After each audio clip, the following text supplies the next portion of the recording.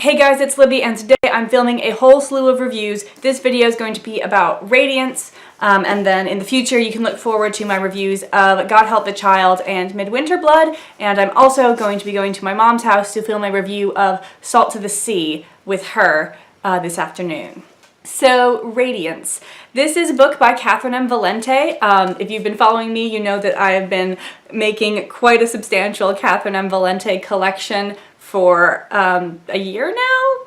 I currently have the first 4 books of the Fairyland series, Deathless, the first book of the Orphan's Tales series, and then this one. I've been building up a whole bunch of hype in my own head about her works because it seems like something I'd be really into. I did not love this one though. It wasn't bad. I think I gave it a 3.5 stars. But I also kind of knew that this was not likely to be the book that really got me. I think Deathless or The Orphan's Tales are much more likely to be that book for me. So why did I start with this one?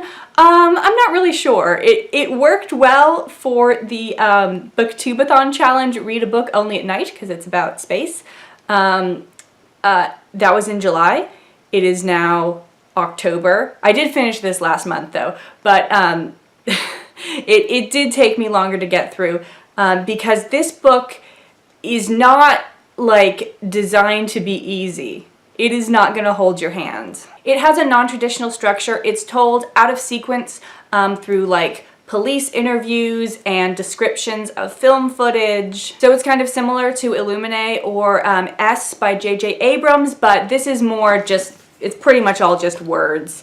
There aren't really any pictures or graphics. And all of these scraps of text are sort of surrounding the life of Severin Unk. We see her as a child. She doesn't have a mother, at least not an identified mother, but her father makes sort of gothic silent movies, and then as she grows up she makes documentaries, and then she dies while filming one of these documentaries, and so there's a fair bit of the aftermath of the lives of people who knew her and sort of trying to figure out what happened to her because she dies under mysterious circumstances. And all of this takes place in a world that is very difficult to describe. In this book, I feel like the spoilery elements aren't the plot of the story, A, because there isn't much plot, and B, like, you find out that she dies pretty early, and that's sort of the most interesting part of the story, I guess. But the way this universe works is told to you through these little snippets, and it's drawn out so slowly, and even in like the last 30 pages you're learning really significant things about the state of the universe that I am hesitant to tell you about what the world is like, because I don't want to spoil that discovery for you.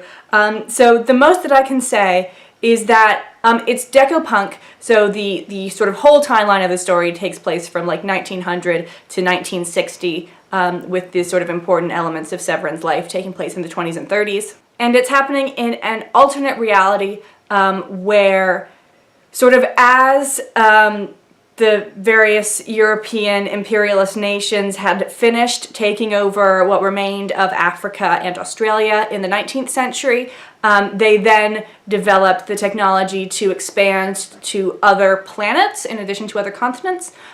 So every planet and moon in the solar system has life on it. It has been colonized. There weren't any like proper alien civilizations that we had to encounter, but there are various interesting animals and plants on the other planets, and so we follow the characters traveling around to pretty much every place in the solar system.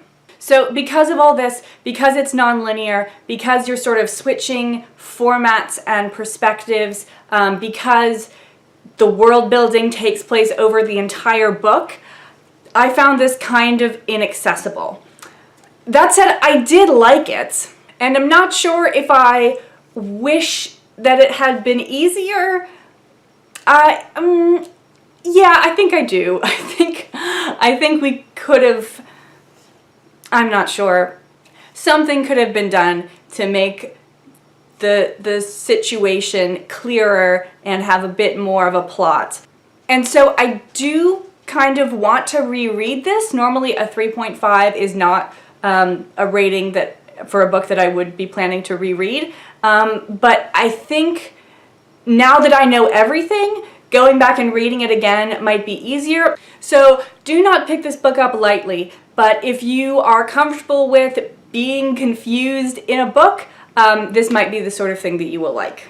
It does have something interesting to say about filmmaking and storytelling and how we construct an ending and sort of whether we're trying to do that in our own lives as well as in fiction. And then also sort of how advertising plays into this. It is an interesting book. So thank you very much for watching, guys, and I will see you again very soon with another review.